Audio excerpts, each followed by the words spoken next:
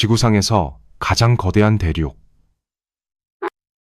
그 대륙의 경제적 숨통을 당신이 쥐고 있다고 상상해 보십시오. 당신이 손가락 하나를 까딱여 거대한 밸브를 잠그는 순간 유럽 전체가 차가운 어둠 속으로 가라앉고 수많은 공장들은 멈춰서며 수천만 명의 사람들이 얼어붙은 거실에서 추위에 떨게 됩니다. 이것은 영화 속에 등장하는 악당의 허황된 협박이 아닙니다. 불과 몇 년 전까지만 해도 이것은 모스크바 크렘린궁의 깊은 밀실에서 러시아의 수뇌부가 쥐고 있던 현실적이고도 압도적인 절대 권력이었습니다. 러시아는 그저 영토가 넓은 단순한 국가가 아니었습니다.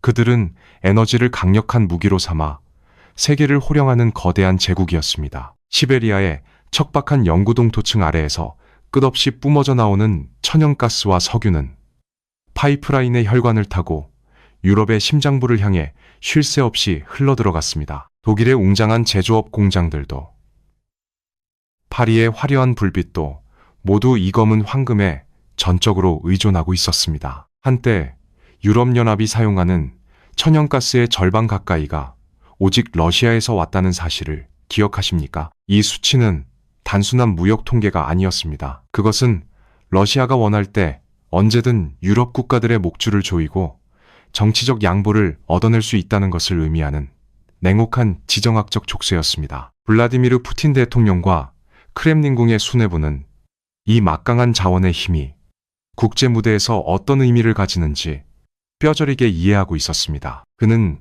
서방 세계가 인권, 민주주의, 국제법의 숭고한 가치를 소리 높여 외칠 때에도 결국 차가운 겨울이 찾아오면 그들 모두가 러시아의 가스 밸브 앞에서 현실적인 타협을 구걸할 수밖에 없을 것이라고 굳게 믿었습니다. 자원은 그에게 외부의 공격을 막아내는 가장 단단한 방패이자 다른 나라를 굴복시킬 수 있는 가장 치명적인 창이었습니다. 가구는 다른 나라를 굴복시킬 수 있는, 핵무기는 상호 공멸의 두려움 때문에 함부로 사용할 수 없는 공포에 불과했지만 에너지는 매일 상대방의 경제를 통제하고 숨통을 잴 수 있는 실질적인 힘이었기 때문입니다. 이러한 절대적인 에너지 권력은 러시아 내부적으로 거대한 환상을 만들어냈습니다. 파이프라인을 통해 끝없이 쏟아져 들어오는 막대한 오일머니는 국가의 금고를 넘쳐흐르게 했고 모스크바의 스카이라인을 화려하게 탈바꿈시켰습니다.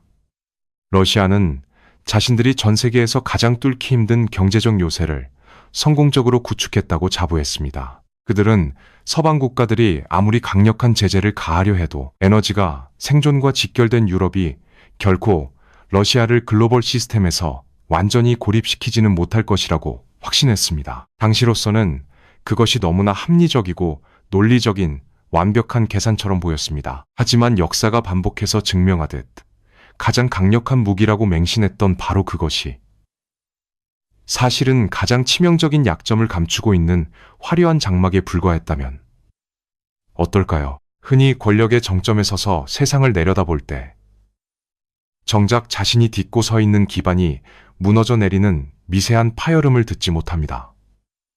이공가고 러시아의 권력자들 역시 끝없이 솟구치는 자원의 축복에 취해 그 무한한 자원이 국가의 뼈대를 어떻게 무서운 속도로 갉아먹고 있었는지를 보지 못했습니다. 막대한 부가 땅속에서 너무나 쉽게 솟아올랐기에 그들은 굳이 치열한 경쟁이 벌어지는 땅 위에서 스스로 혁신을 만들어내고 미래를 개척할 이유를 찾지 못했던 것입니다. 겉으로 보기에 러시아는 세상 누구도 감히 범접할 수 없는 거대한 에너지 제국이었습니다. 그러나 그 눈부신 권력의 환상 너머에는 이미 수십 년 전부터 소리 없이 그러나 치명적으로 퍼져나가고 있는 깊은 병마가 또아리를 틀고 있었습니다. 그것은 2022년 우크라이나의 들판에서 첫 총성이 울리기 훨씬 이전부터 이미 러시아의 근간을 위협하고 있던 끔찍하고도 오래된 모순이었습니다. 과연 그 수많은 지하의 불은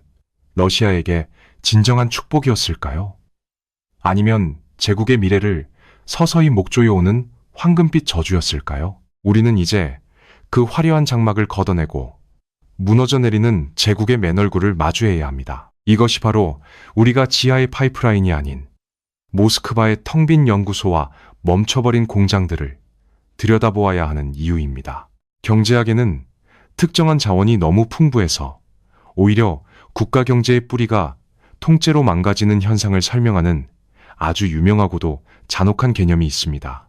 과거 어느 유럽 국가가 바다에서 막대한 천연가스를 발견했을 때 사람들은 그것이 영원한 번영을 가져다 줄 것이라 굳게 믿었습니다. 하지만 넘쳐나는 자원 수출로 인해 국가의 화폐 가치는 비정상적으로 치솟았고 그 결과 수출 경쟁력을 잃은 국내 제조업과 다른 산업들은 차갑게 말라 죽고 말았습니다. 러시아는 바로 이 치명적인 질병을 국가적인 규모로 그것도 수십 년에 걸쳐 아주 깊고 심각하게 앓고 있었습니다. 땅속에서 뿜어져 나오는 천연가스와 석유는 러시아의 국고를 가득 채웠지만 동시에 러시아의 수많은 공장들과 혁신의 불씨를 서서히 병들게 했습니다. 자원을 팔아 벌어들이는 외화가 너무나도 막대하고 달콤했기에 국가도 기업도 그리고 재능 있는 수많은 젊은이들도 굳이 고된 땀을 흘려가며 새로운 기술을 개발하거나 복잡한 기계를 만들어낼 이유를 찾지 못했습니다. 혁신과 창조는 대개 생존을 위한 절박함에서 태어나기 마련이지만 석유가 가져다준 벼락부로 넘쳐흐르는 모스크바에는 그런 절박함이 존재할 틈이 없었습니다. 반도체를 섬세하게 설계하고 정밀한 의료기기를 만들며 세계적인 기업을 키워내는 과정은 고통스럽고 오랜 인내가 필요합니다. 반면에 꽁꽁한 시베리아의 땅에 구멍을 뚫고 굵은 파이프라인을 연결해 서방 세계의 자원을 파는 일은 훨씬 직관적이고 확실하게 돈을 쓸어 담는 길이었습니다. 결국 러시아 경제는 서서히 그러나 아주 확실하게 자원 수출이라는 단 하나의 거대한 기둥에만 전적으로 의존하는 기형적인 구조로 굳어지고 말았습니다. 겉으로 보기에는 눈부신 경제 성장을 이룩하고 거대한 부가 축적되는 것처럼 보였지만 국가 경제의 기초 체력은 속으로 심각하게 골마가고 있었습니다. 사람들의 일상생활에서 사용하는 단순한 생필품부터 첨단 산업을 이끌어갈 핵심 부품에 이르기까지 러시아는 스스로 만들어낼 능력을 상실한 채 거의 모든 것을 해외 수입에 의존하는 처지가 되었습니다. 석유와 천연가스를 팔아 번 돈으로 서방의 고급 자동차를 사고 최신식 휴대전화를 들여오며 심지어 자국의 공장을 돌릴 기계 부품마저 수입해오는 텅 빈 구조였습니다. 이것은 국가의 자생력을 스스로 거세하는 행위와 다름없었습니다. 우주를 탐사하고 세계 최고의 과학기술을 자랑했던 과거 소비에트 연방시대의 눈부신 영광은 낡은 흑백 사진 속에만 박제되었고 그 텅 빈 자리는 자원 수출에 기생하여 막대한 부를 거머쥔 신흥 재벌들의 화려한 요트와 호화로운 대저택들이 대신 차지했습니다. 땅속에서 너무나도 쉽게 솟아오른 거대한 부가 역설적이게도 땅 위에서 새로운 가치를 창조해내는 국가의 진정한 동력을 완벽하게 질식시켜버린 것입니다. 넘쳐나는 자원은 국가를 진정으로 부유하고 강하게 만든 것이 아니라 국가를 한없이 나약하고 외부 세계에 의존적으로 만들었습니다. 만약 이 세상이 언제나 평화롭고 글로벌 무역망이 영원히 단절되지 않는다는 보장이 있다면 이 기형적인 경제 구조는 그럭저럭 굴러갈 수 있었을지도 모릅니다. 자원을 팔아 필요한 모든 것을 사오면 그만이니까요. 하지만 냉혹한 국제정치의 무대는 결코 영원한 평화와 안정을 약속하지 않는 법입니다. 러시아의 수뇌부는 자신들이 쥐고 있는 에너지라는 무기의 끔찍한 파괴력만을 맹신했을 뿐 그 거대한 무기를 쥐고 있는 자신들의 팔이 얼마나 연약하고 부서지기 쉬운 상태인지는 전혀 깨닫지 못했습니다. 스스로 밥을 짓지 못하고 남의 식탁에 전적으로 의존하는 자가 어떻게 온 세상을 상대로 식량 전쟁을 벌일 수 있겠습니까? 철저하게 속이 비어버린 거대한 제국, 껍데기만 남은 경제. 이것이 바로 자원의 저주가 만들어낸 러시아의 진짜 모습이었습니다. 그리고 이 치명적이고도 오래된 구조적 약점은 깊은 어둠 속에서 조용히 숨죽인 채 2022년 봄에 내려질 역사를 뒤흔들 한 번의 치명적인 결정을 기다리고 있었습니다. 2022년 2월 마침내 운명의 주사위가 던져졌습니다. 러시아의 전차들이 국경을 넘어 우크라이나로 진격했을 때 서방 세계는 즉각적으로 현대 경제사에서 유례를 찾아볼 수 없는 강력하고도 전방위적인 금융 제재를 쏟아냈습니다. 글로벌 결제망에서 러시아를 퇴출시키고 해외에 예치된 막대한 외환 보유고를 단숨에 동결해버린 조치는 분명 국가의 숨통을 끊어놓을 만한 치명적인 일격이었습니다. 그러나 모스크바의 심장부, 크렘린궁의 분위기는 서방 국가들의 기대와는 사뭇 달랐습니다. 그곳에는 당황이나 공포 대신 다가올 승리를 확신하는 기묘하고도 서늘한 침착함이 흐르고 있었습니다. 블라디미르 푸틴 대통령은 서방의 이러한 거센 반발을 이미 오래전부터 예상하고 있었고, 그의 손에는 이 모든 경제적 포위망을 단번에 무력화시킬 수 있는 가장 압도적인 패가 쥐어져 있었기 때문입니다. 바로 다가오는 유럽의 차가운 겨울이었습니다. 크렘린궁의 전략적 계산은 너무나도 명쾌하고 잔혹했습니다. 그들은 서구 민주주의 체제의 본질적인 유약함을 깊이 경멸하고 또 확신했습니다. 따뜻한 거실과 풍요로운 소비에 길들여진 유럽의 시민들이 치솟는 난방비 청구서와 에너지가 없어 멈춰버린 공장 앞에서 우크라이나의 자유라는 추상적인 가치를 끝까지 지켜낼 수 있을 리 만무하다고 판단한 것입니다. 러시아의 수뇌부는 민주주의 국가의 정치인들이란 결국 유권자들의 불만과 분노에 극도로 취약한 존재라고 보았습니다. 만약 러시아가 유럽으로 향하는 천연가스의 거대한 밸브를 서서히 조이고 매서운 혹한이 대륙을 뒤덮기 시작한다면 어떤 일이 벌어지겠습니까? 거리에 분노한 군중들이 쏟아져 나와 시위를 벌이고 선거에 목을 매는 유럽의 지도자들은 결국 백기를 든 채 모스크바로 날아와 제재 해제를 간청하게 될 것이라는 사실, 그것이 바로 러시아가 그린 완벽한 시나리오였습니다. 이것은 단순한 군사적 충돌을 넘어선 두 가지 세계관이 정면으로 충돌하는 역사적인 도박이었습니다. 한쪽은 자원을 독점하고 통제하는 전통적이고 물리적인 강압의 힘을 맹신했고, 다른 한쪽은 보이지 않는 시장의 유연성과 자유세계의 연대감에 국가의 명운을 걸고 있었습니다. 러시아는 유럽으로 향하는 핵심 파이프라인의 가동을 중단하고 천연가스 공급량을 급격히 줄여나가며 유럽의 숨통을 집요하게 조이기 시작했습니다. 에너지 가격은 그야말로 천정부지로 치솟았고, 독일과 프랑스를 비롯한 유럽의 핵심 국가들은 당장 다가올 겨울을 어떻게 버텨내야 할지 몰라 깊은 패닉에 빠지는 듯했습니다. 크렘린궁의 창밖으로 보이는 세상은 철저히 그들이 설계한 대로 그들이 원하는 방향으로 완벽하게 굴러가고 있는 것처럼 보였습니다. 러시아의 최고 권력자는 자신이 손에 쥔 에너지라는 무기가 서방 세계의 그 어떤 최첨단 금융 제재보다 훨씬 더 치명적이고 우월하다는 사실을 조금도 의심하지 않았습니다. 그러나 권력을 가진 자는 종종 자신이 직접 통제할 수 없는 변수를 과소평가하는 치명적인 오만을 저지릅니다.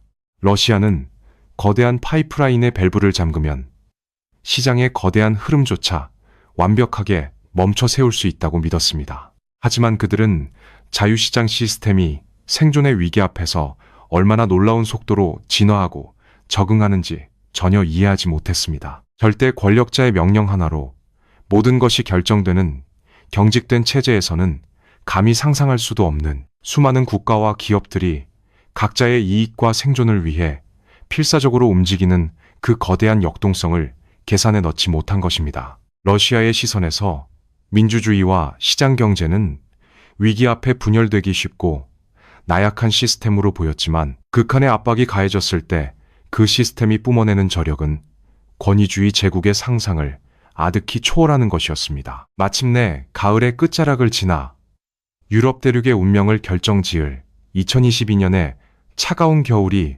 서서히 다가오고 있었습니다. 러시아의 수뇌부는 승리의 축배를 들 준비를 하며 유럽 전역에서 들려올 절망적인 항복의 메시지를 기다렸습니다. 단 한 번의 결정적인 타격, 이 매서운 겨울에 추임한 유럽을 덮친다면 모든 서방의 제재는 모래성처럼 허물어질 터였습니다. 하지만 계절이 바뀌고 첫 번째 차가운 바람이 유럽의 거리에 불어닥쳤을 때 테이블 위로 뒤집힌 도박의 패는 크렘린궁이 수십 년간 굳게 믿어왔던 시나리오와는 전혀 다른 끔찍한 진실을 향해 달려가고 있었습니다. 2022년의 겨울이 마침내 유럽 대륙에 상륙했습니다. 모스크바의 수뇌부는 자신들이 잠가버린 가스밸브의 위력을 확인하며 유럽 전역에서 들려올 굴복의 메시지를 기다렸습니다. 하지만 역사의 수레바퀴는 그들이 맹신했던 낡은 지정학적 계산대로 굴러가지 않았습니다. 첫 번째 이변은 하늘에서 일어났습니다. 크렘린궁이 그토록 간절히 바랐던 살인적인 혹한 대신 기상관 측 사상 유래를 찾아보기 힘들 정도로 따뜻한 겨울이 유럽을 감싼 것입니다. 자연조차 러시아의 거대한 도박을 외면하는 듯했습니다. 그러나 러시아의 전략이 무너진 결정적인 이유는 단순히 날씨라는 우연한 행운 때문이 아니었습니다. 진정한 패착은 자유시장 경제가 가진 놀라운 회복력과 위기 극복 능력을 철저하게 과소평가한 데 있었습니다. 명령 한마디면 모든 것이 통제되는 권위주의 국가의 시선에서 수많은 민주주의 국가들이 각자의 이익을 위해 옥신각신하는 유럽연합은 위기 앞에서 모래알처럼 흩어질 나약한 존재로 보였습니다. 하지만 생존이라는 절대적인 위협이 눈앞에 닥치자 이 복잡하고 느릿느릿하던 대륙은 러시아가 상상조차 하지 못한 기적적인 속도로 움직이기 시작했습니다. 수십 년 동안 거미줄처럼 얽혀있던 러시아산 에너지에 대한 의존도를 끊어내기 위해 유럽은 필사적으로 대안을 찾았습니다. 과거 같았으면 수년이 걸렸을 거대한 액화천연가스 수입 터미널이 단 몇 달 만에 바다 위에 세워졌습니다. 미국의 텍사스에서, 중동의 카타르에서, 그리고 호주에서 출발한 거대한 가스 운반선들이 쉴 새 없이 유럽의 항구로 몰려들었습니다. 공장들은 생산 라인을 재조정하여 에너지를 절약해 각국 정부는 잊혀져 가던 석탄 발전소를 다시 가동하거나 원자력 발전에 수명을 연장하는 등 가능한 모든 수단을 총동원했습니다. 동시에 유럽 시민들은 스스로 실내 온도를 낮추고 에너지 소비를 줄이며 푸틴의 에너지 무기화 전략에 조용하지만 단호하게 저항했습니다. 이 과정에서 지정학의 가장 냉혹하고도 본질적인 진리가 하나 증명되었습니다. 그것은 바로 누군가의 생명줄을 쥐고 협박할 때 협박당하는 자가 가장 먼저 배우는 것은 당신 없이 살아남는 방법이라는 사실입니다. 러시아는 에너지를 무기로 삼아 유럽을 길들이려 했지만 그 오만한 시도가 가져온 결과는 정반대였습니다. 유럽은 뼈저린 고통과 막대한 비용을 감수하면서까지 다시는 러시아의 선의에 자국의 안보를 맡겨서는 안 된다는 차가운 교훈을 체득했습니다. 한 번 끊어진 신뢰는 두 번 다시 회복될 수 없었습니다. 수십 년에 걸쳐 정교하게 구축된 에너지 인프라가 하루아침에 쓸모없어졌다는 것은 단순한 무역의 중단을 넘어선 국가의 거시적인 경제축이 완전히 붕괴되었음을 의미했습니다. 반세기 동안 시베리아의 척박한 얼음 땅과 유럽의 화려한 도시들을 이어주며 러시아 국고에 천문학적인 불을 실어 나르던 거대한 파이프라인들은 이제 텅 빈 채로 차갑게 식어가는 거대한 고철 덩어리로 전락하고 말았습니다. 이것은 러시아 경제 역사상 가장 뼈아픈 전략적 실패였습니다. 그들은 당장의 정치적 양보를 얻어내기 위해 세계에서 가장 부유하고 가장 신뢰할 수 있으며 가장 안정적으로 돈을 지불하던 최대의 단골 손님을 스스로의 발로 영원히 걷어차버린 것입니다. 자원을 무기로 삼아 제국의 부활을 꿈꾸었던 러시아의 야심찬 계획은 오히려 자신들의 가장 확실한 자금줄을 스스로 끊어버리는 치명적인 자해 행위로 막을 내렸습니다. 이제 서방 세계의 제재는 더욱 촘촘해졌고 모스크바의 금고를 채워주던 달콤한 유로화는 더 이상 흘러들어오지 않게 되었습니다. 하지만 국가를 지탱하고 막대한 전쟁 비용을 감당하기 위해 러시아는 어떻게든 땅속에서 퍼올린 석유와 가스를 누군가에게는 계속 팔아야만 했습니다. 유럽이라는 거대한 시장의 문이 굳게 닫히고 파이프라인이 막혀버리자 당장 갈 곳을 잃어버린 수많은 러시아의 거대한 유조선들은 황급히 뱃머리를 돌려야만 했습니다. 그들이 향한 곳은 바로 아시아의 낯선 바다였습니다. 하지만 목적지를 바꾼 그 바다 너머에는 이전과는 완전히 다른 차원의 전혀 예상치 못했던 새롭고도 위험한 함정이 그들을 조용히 기다리고 있었습니다. 유럽이라는 가장 거대하고 안정적인 시장의 문이 굳게 닫히자 러시아는 생존을 위해 다급하게 새로운 판로를 찾아야만 했습니다. 서방의 제재를 피해 바다를 떠도는 수많은 러시아의 유조선들이 뱃머리를 돌린 곳은 바로 아시아. 그 중에서도 세계 최대의 에너지 소비국인 중국과 인도였습니다. 겉으로 보기에 이 거대한 경제대국들은 벼랑 끝에 몰린 러시아의 새로운 구원자처럼 보였습니다. 모스크바의 국영방송들은 러시아가 서방의 굴레에서 벗어나 동방의 새로운 파트너들과 함께 다극화 체제를 성공적으로 구축하고 있다고 연일 대대적으로 선전했습니다. 그러나 국경 너머로 헐값에 팔려나가는 원유 수치가 묵묵히 증명하는 현실은 크렘린궁의 화려한 선전과는 너무나도 달랐습니다. 아시아의 무역 테이블에서 러시아는 결코 동등하고 강력한 파트너가 아니었습니다.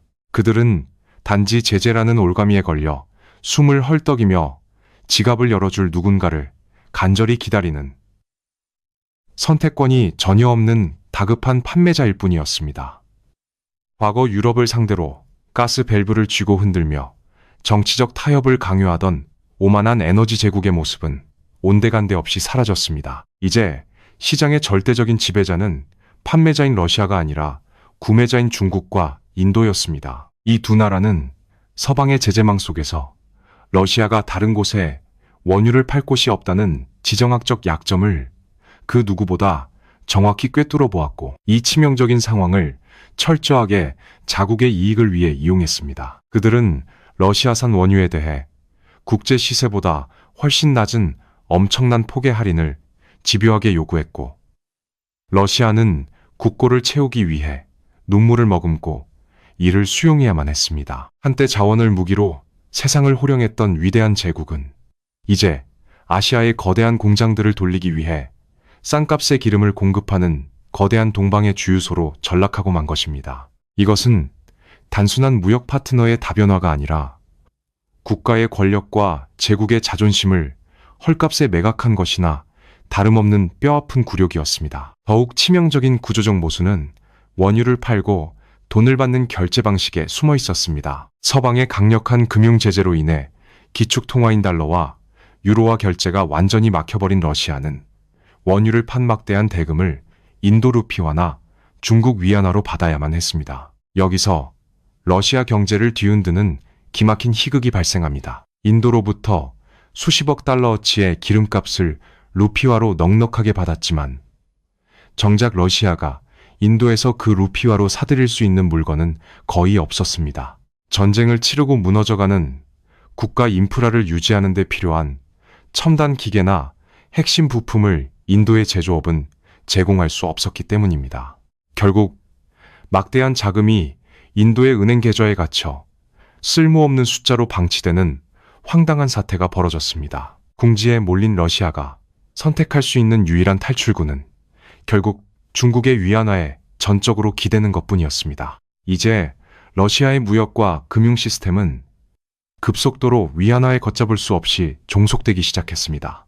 이는 겉으로는 양국의 협력처럼 보이지만 실질적으로는 국가의 경제적 주권을 통째로 베이징에 넘겨주는 것과 같은 엄청난 구조적 위험을 내포하고 있습니다. 에너지를 무기 삼아 서방의 영향력에서 벗어나려던 웅장하고 거만한 계획은 결과적으로 러시아를 중국 경제의 하청기지이자 완벽한 경제적 속국으로 만들어버리는 비참한 결말로 이어지고 있었습니다. 화려한 제국의 부활을 꿈꾸었던 권력자의 오만한 도박이 결국 국가의 독립성마저 심각하게 훼손하는 치명적인 부메랑이 되어 돌아온 것입니다. 하지만 이 모든 국제적 굴욕을 감내하며 동방에서 헐값에 벌어들인 돈조차도 정작 러시아가 가장 절망적으로 필요로 하는 단 한 가지를 결코 해결해 줄 수 없었습니다. 왜냐하면 아무리 많은 석유를 팔아 위안화를 산더미처럼 쌓아둔다 한들 그 돈으로는 결코 막힌 혈관을 뚫어낼 수 없는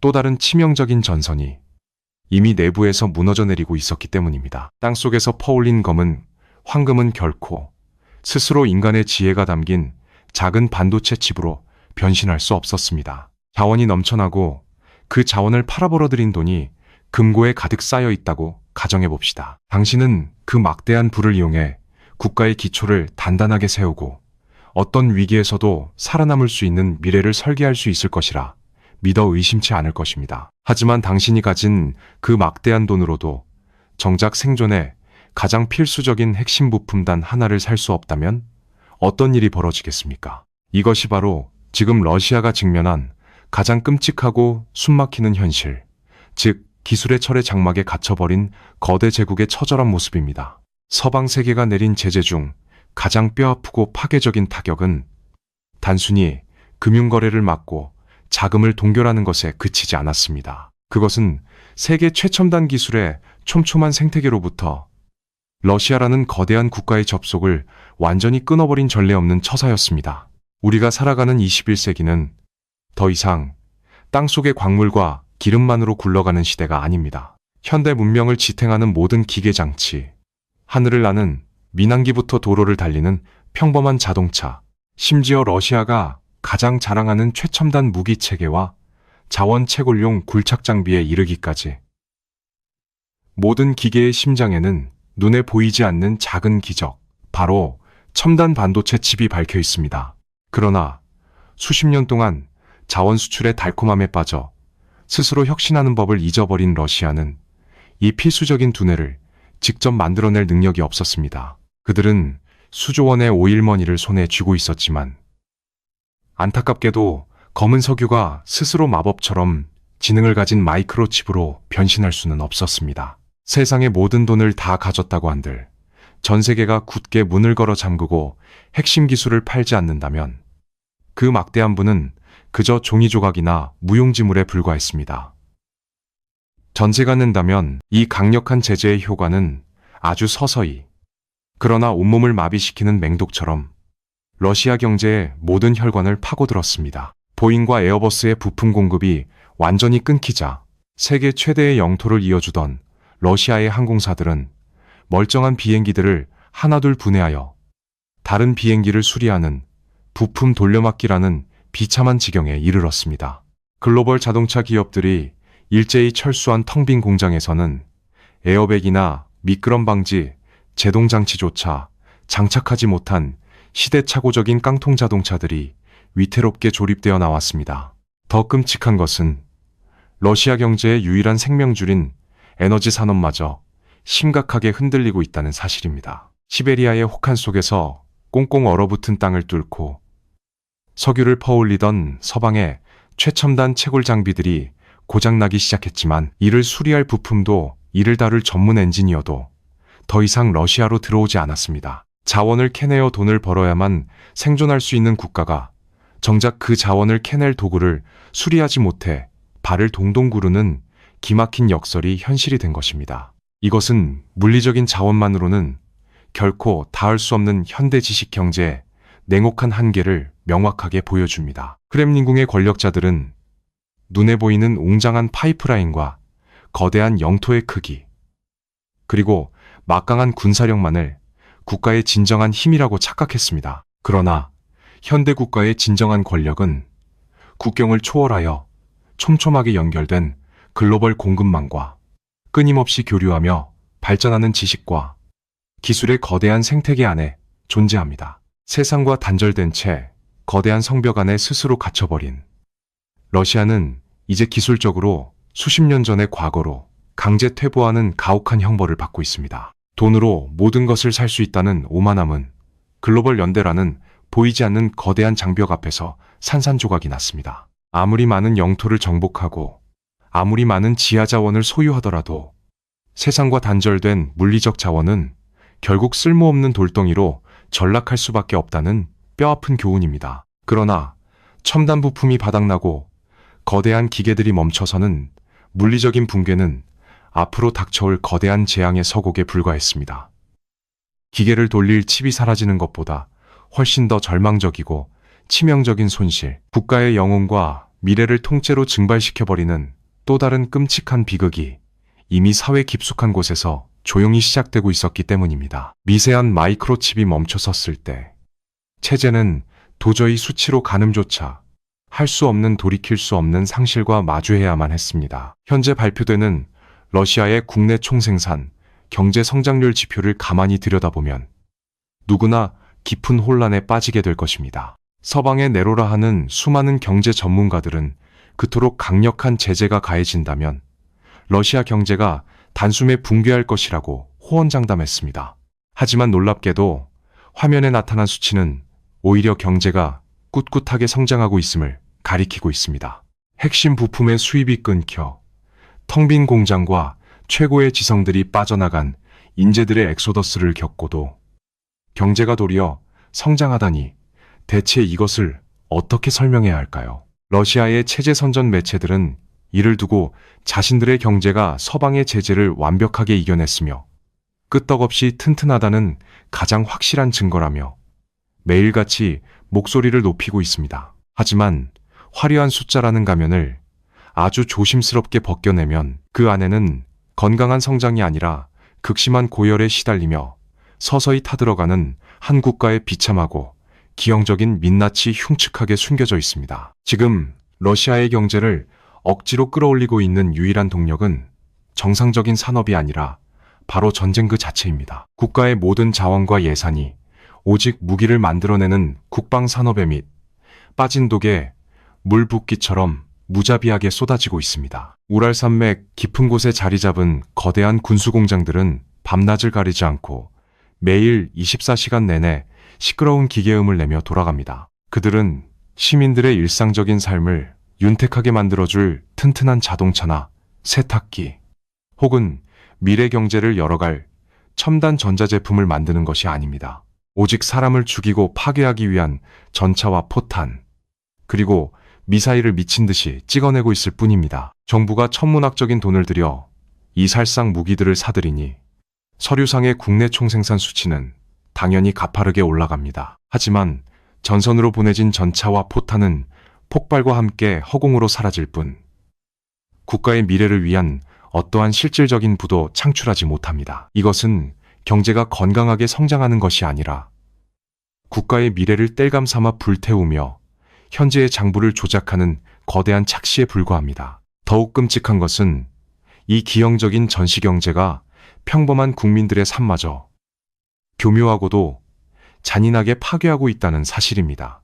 수십만 명의 청년들이 전선으로 끌려가고 엘리트들이 조국을 등진 탓에 심각한 노동력 부족에 시달리는 군수공장들은 어떻게든 사람을 구하기 위해 과거에는 상상조차 할 수 없었던 파격적으로 높은 임금을 제시하고 있습니다. 무기를 만드는 노동자들의 지갑은 두툼해졌고 겉보기에는 호황이 찾아온 것처럼 보입니다. 그러나 그들이 두툼한 지갑을 들고 시장에 나갔을 때 마주하는 현실은 참혹하기 그지없습니다. 민수용품을 생산하던 공장들은 이미 문을 닫았고 서방의 제재로 인해 질 좋은 수입품은 씨가 말라버렸습니다. 살 수 있는 물건은 턱없이 부족한데 돈만 시중에 넘쳐나니 물가는 그야말로 통제불능의 상태로 무섭게 치솟고 있습니다. 아무리 월급을 많이 받아도 빵과 우유, 그리고 생필품 가격이 매일같이 폭등하는 탓에 실질적인 구매력은 처참하게 무너져 내렸습니다. 결국 지금 러시아가 전 세계에 과시하는 경제 성장은 튼튼한 근육이부터 몸이 건강해지는 과정이 결코 아닙니다. 그것은 치명적인 바이러스에 감염된 신체가 맹렬하게 열을 뿜어내며 붉게 달아오른 것을 마치 피가 도는 건강한 혈색으로 착각하는 것과 똑같습니다. 국가는 무기를 만들기 위해 막대한 돈을 찍어내어 억지로 산소호흡기를 달아놓았지만 인플레이션이라는 거대한 괴물이 사람들의 삶을 맹렬하게 집어삼키고 있습니다. 겉으로는 활기차게 돌아가는 것처럼 보이는 이 거대한 기계장치는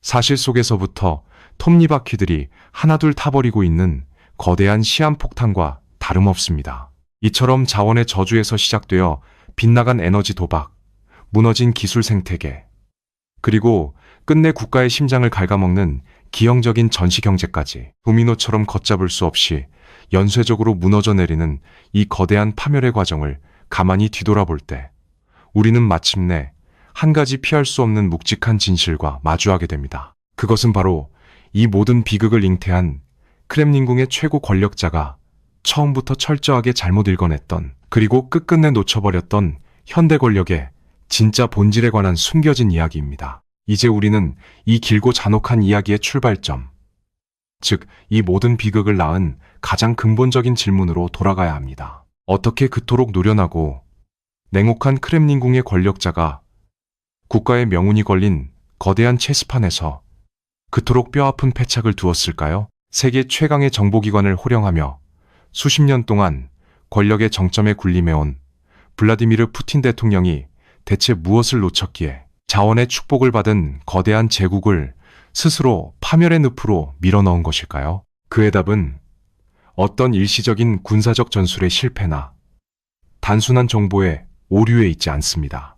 그것은 그가 세상을 바라보는 인식의 틀, 즉 권력의 본질을 이해하는 방식 자체가 한 세기 전의 낡은 과거에 완전히 멈춰 있었다는 사실에서 비롯된 거대하고도 구조적인 오판이었습니다.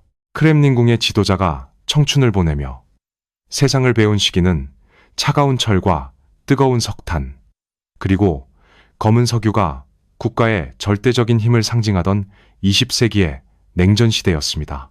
그 시대의 지정학적 진리 속에서 권력이란 곳, 눈에 보이는 거대한 영토를 점령하고 그 땅 속에 묻힌 물리적인 자원을 독점하는 것이었습니다. 더 넓은 땅과 더 많은 석유를 가진 자가 세상을 지배한다는 제국주의 시대의 낡고 투박한 논리가 그의 뼛속 깊이 각인되어 있었습니다. 그렇기에 그는 땅속에 묻힌 천연가스 파이프라인의 밸브를 틀어주는 것만으로도 복잡하게 얽힌 21세기의 유럽을 완벽하게 굴복시킬 수 있다고 순진할 정도로 굳게 믿어 의심치 않았습니다.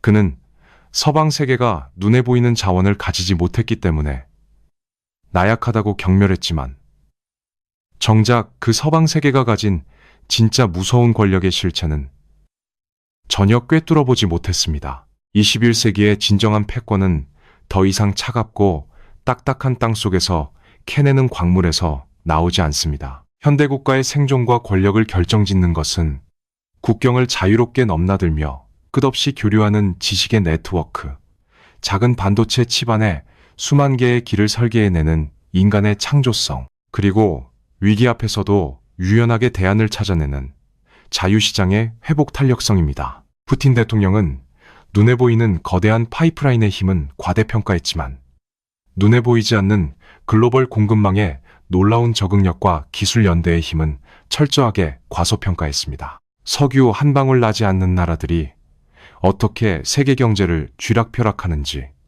왜 막대한 에너지를 가진 러시아가 작은 마이크로칩 하나를 구하지 못해 쩔쩔매야 하는지, 낡은 영토 제국주의의 세계관에 갇힌 권력자의 눈에는 이 시대의 새로운 문법이 결코 보일 리가 없었습니다. 결국 그가 놓친 가장 결정적인 이유는 바로 세상이 변했다는 그 평범하고도 위대한 진실이었습니다. 세상의 중심은 이미 오래전에 지하의 어두운 파이프라인에서 지상의 투명한 데이터망과 혁신의 연구소로 옮겨갔습니다. 주먹을 쥐고 상대를 윽박지르는 과거의 강압적인 권력은 수천만 개의 뇌세포처럼 촘촘하게 연결된 현대지식 경제의 유연한 그물망 앞에서는 결코 승리할 수 없음을 이번 사태는 역사에 뼈저리게 증명하고 있습니다. 눈에 보이는 자원을 무기로 삼으려던 오만한 시도는 역설적이게도 눈에 보이지 않는 신뢰와 기술의 동맹이 얼마나 막강한지를 확인시켜준 계기가 되었습니다. 러시아는 과거의 지도로 현재의 전쟁을 치르려 했고 그 대가로 미래를 통째로 잃어버리고 말았습니다. 하지만 역사의 비극은 항상 그렇듯 오판의 대가를 치르는 것은 결정을 내린 자가 아니라 그 땅에 남겨진 평범한 사람들의 몫입니다.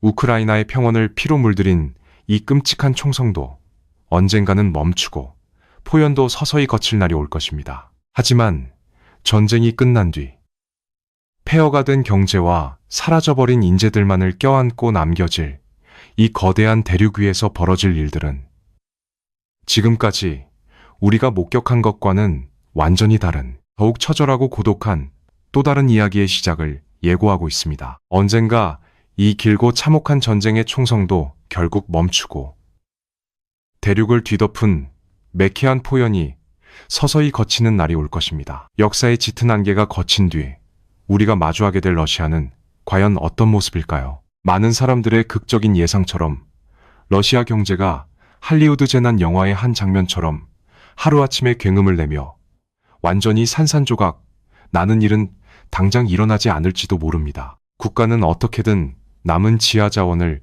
쥐어짜내어 완전한 붕괴를 막으려 할 것이고 수치상으로는 간신히 연명하는 모습을 보여줄 것입니다. 하지만 겉으로 보이는 즉각적이고 극적인 붕괴가 없다고 해서 국가의 뼈대가 온전하다는 뜻은 결코 아닙니다. 지금 러시아에 닥친 진짜 비극은 눈에 띄게 한 번에 무너져 내리는 건물이 아니라 그 건물을 지탱하는 핵심 철근과 콘크리트가 내부에서부터 서서히 그러나 돌이킬 수 없이 부식되어가는 깊고 기나긴 구조적 퇴행이기 때문입니다. 과거의 위대한 제국을 다시 부활시키고 서방 세계의 포위망을 단숨에 뚫어내겠다는 웅장하고 거만한 명분으로 시작된 이 전쟁은 지정학적으로 가장 참혹하고 뼈아픈 역설적인 결과를 낳았습니다. 스스로를 거대한 강대국이라 자부했던 러시아는 이제 첨단 기술과 지식 경제를 선도하는 글로벌 생태계로부터 완벽하게 격리된 거대하고 고립된 외딴 섬이 되었습니다. 더욱 치명적인 것은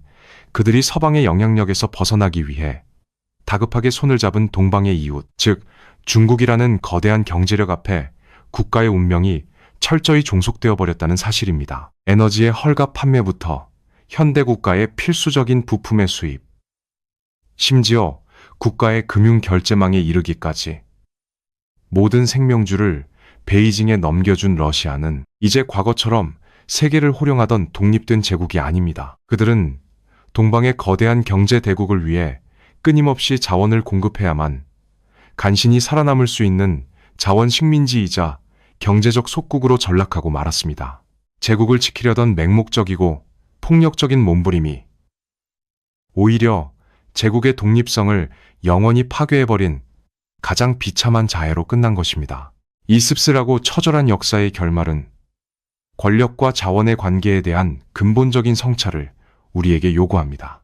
크렘린궁의 권력자들은 자신들이 움켜쥔 자원이 세계를 굴복시킬 수 있는 가장 강력하고 완벽한 무기라고 확신했습니다. 하지만 그 무기는 밖을 향해 발사된 것이 아니라 역설적으로 자신들의 심장을 서서히 찌르고 있었습니다. 땅속에서 너무나도 쉽게 얻은 부는 국가가 고통을 감내하며 땀 흘려 혁신할 모든 동기를 송두리째 빼앗아갔고 막대한 오일머니가 주는 달콤한 착각은 권력자의 눈을 철저하게 가려 현대 지식 경제의 진정한 무기가 무엇인지 보지 못하게 만들었습니다. 자원을 유일한 무기로 삼겠다는 낡고 오만한 발상은 끝내 조국의 가장 훌륭하고 뛰어난 두뇌들을 스스로 국경 밖으로 쫓아냈고 미래 세대가 누려야 할 수십 년의 소중한 시간과 찬란한 가능성을 무참히 잿더미로 만들어버렸습니다. 결국 영원한 번영과 절대 권력을 지켜주리라 굳게 믿었던 그 거대한 지하의 파이프라인은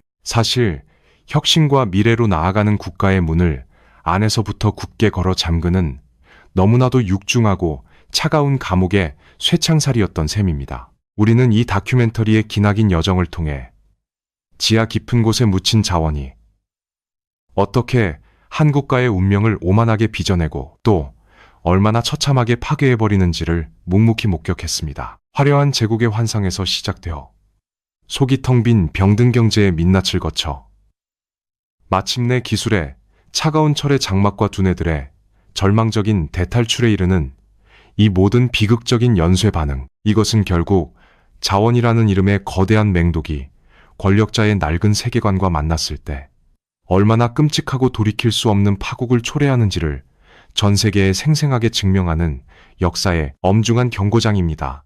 이제 전차의 무자비한 굉음과 체제선전 매체의 거짓된 소음이 모두 가라앉은 훗날의 텅 빈 러시아의 거리를 조용히 상상해봅니다. 지구상에서 가장 거대한 영토, 그리고 그 척박한 대지 아래 끝없이 묻혀있는 헤아릴 수 없이 막대한 양의 검은 황금. 과연 저 광활한 시베리아의 얼어붙은 땅 아래에서 지금도 쉼없이 뿜어져 나오는 저 막대한 석유와 천연가스는 신이 러시아에게만 특별히 허락한 위대한 축복이었을까요? 아니면 이 거대한 제국의 영혼과 아이들의 미래를 영원히 차가운 어둠 속에 가두기 위해 아주 오래전부터 치밀하게 설계되었던 가장 잔혹하고도 결코 피할 수 없는 운명적인 저주였을까요? 질문은 이제 역사에 남겨졌습니다.